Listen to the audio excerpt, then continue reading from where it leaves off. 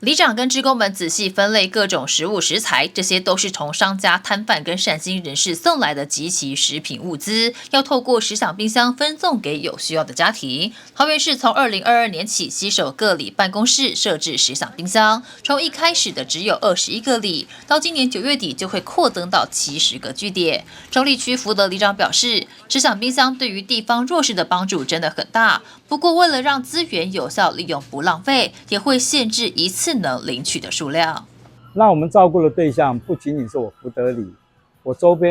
遭里民都可以来领取。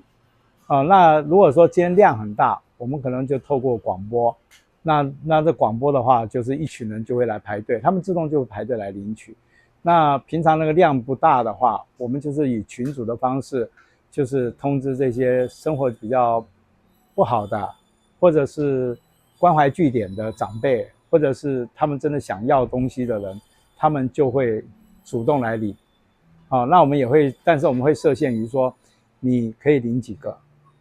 然后不是说你可以拿一个大椅子拼命装。那还有一点就是，我们也会通知我们里上有一个向阳关怀协会，他们那个小朋友都是清寒家庭的。为了确保大家能吃得安心又安全，除了志工的把关，也会尽量将取得的物资在1小时内分送完毕，除非真的不方便配合领取时间，才会用到冰箱。基本上时享冰箱是一个领一个，但里长坦言，如果真的要能够照顾到每一个弱势家庭，时享冰箱一个真的不够，至少要3个。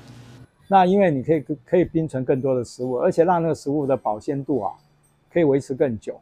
那这个是我认为唯一的好处。像你说我们现在拿回来的东西，都是在我们自己的里办公室的制定的规范头，就必须在1个小时内全部要发光。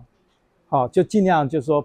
不放到冰箱，它可以直接领走，除非他是生活困苦的中低收入户，他可能要工作，那下班以后再来里办公室来选他所要的食材或者食物回去做这些他要做的东西。不过这个就要靠什么？就是要靠那个冰箱了。台湾人每天浪费的即期品跟食材非常多，但是借由时享冰箱可以大幅降低浪费。汪金华里长表示，自从配合时享冰箱以后，就有很多餐厅、市场摊商跟食品业者都会主动送物资过来，里办公室就会经过挑选分送给有需要的人以及公益团体。确实有一些，除了一些店家免费提供我们这些物资以外，那还有就是像有一些食品公司，他们也会主动的通知我们去载面食类的东西，他们等于说是刚刚做好的东西。那这是一个。那另外一个就是像我们市场卖菜的一些摊贩，他卖的水果、卖的这个蔬菜，如果他有剩余的通常也会主动的到这边来送把这些东西交给我们，让我们去处理。那我们当然也是挑三拣四，